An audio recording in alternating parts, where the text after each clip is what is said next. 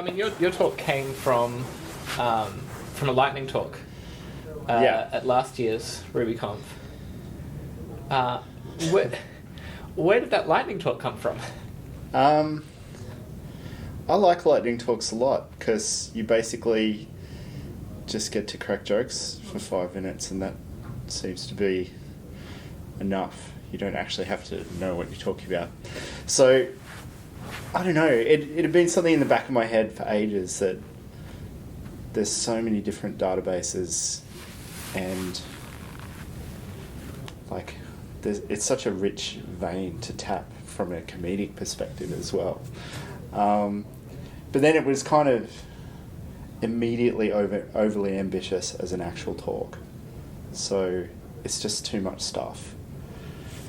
And I kind of like one of the jokes is actually deadly serious is I immediately regret the decision for doing that.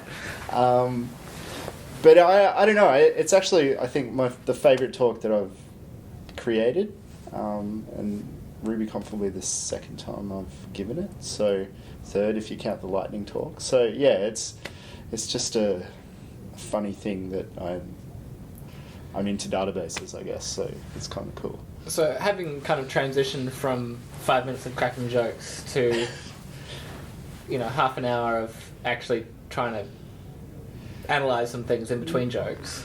Yeah, I mean the important thing, and really interesting thing for me is the CAP theorem, because I think you can't really talk about the sort of new world order of databases without having some idea of what that means. And it's actually really simple.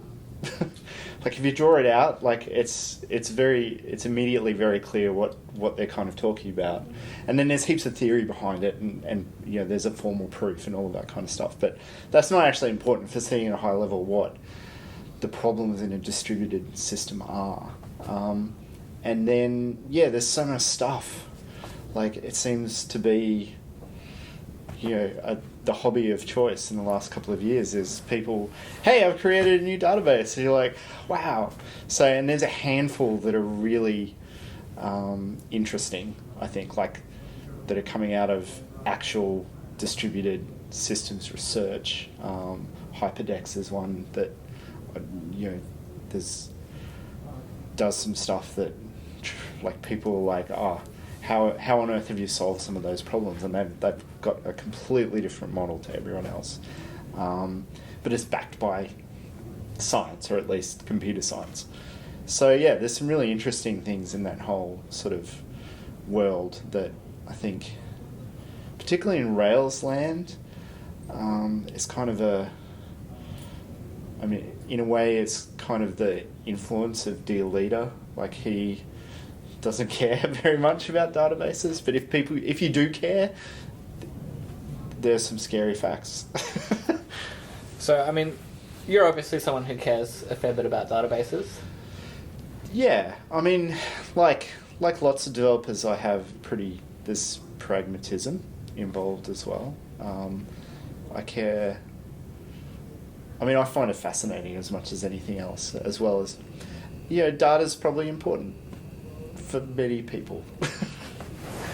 Do you feel like we've gotten over that first wave of the kind of NoSQL backlash, or where do you think we're at in that kind of cycle? Oh man, that just recently, MongoDB, on some database list, Mongo is now 5th most popular database, which blows my mind. But like it's ahead of DB2, which isn't that surprising. But I've always thought about it in the same way that MySQL, when MySQL first came out,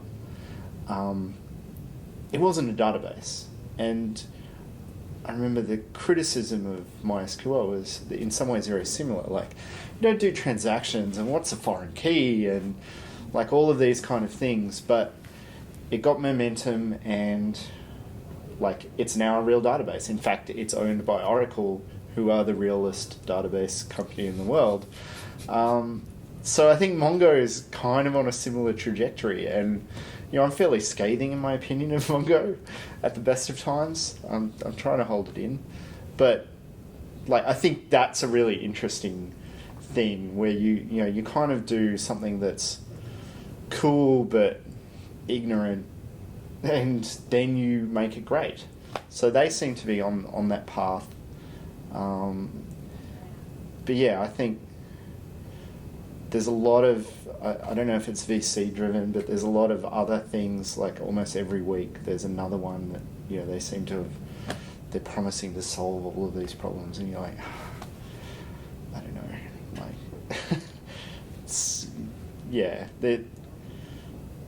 there's two, it's kind of Wild West in a way. There's like so many different options, and then there's like a handful of big incumbents. So, I mean, in essence, is that your talk a kind of tour through the Wild West of databases? Yeah, pretty much. It's like, here's a bunch of different databases and what is interesting about them. And, I go into a bit more detail about a couple, because I think, particularly in the Rails Ruby world, they're probably more useful. So Redis is a good example of that. Like, how does Redis actually work, and have a look at it. And then some that are kind of curiosities, I guess, that are just interesting to think about. So just trying to give, like, here are all the different flavors that you could, maybe you have a problem that you could solve much more efficiently with something else. Yeah, it's kind of the vibe.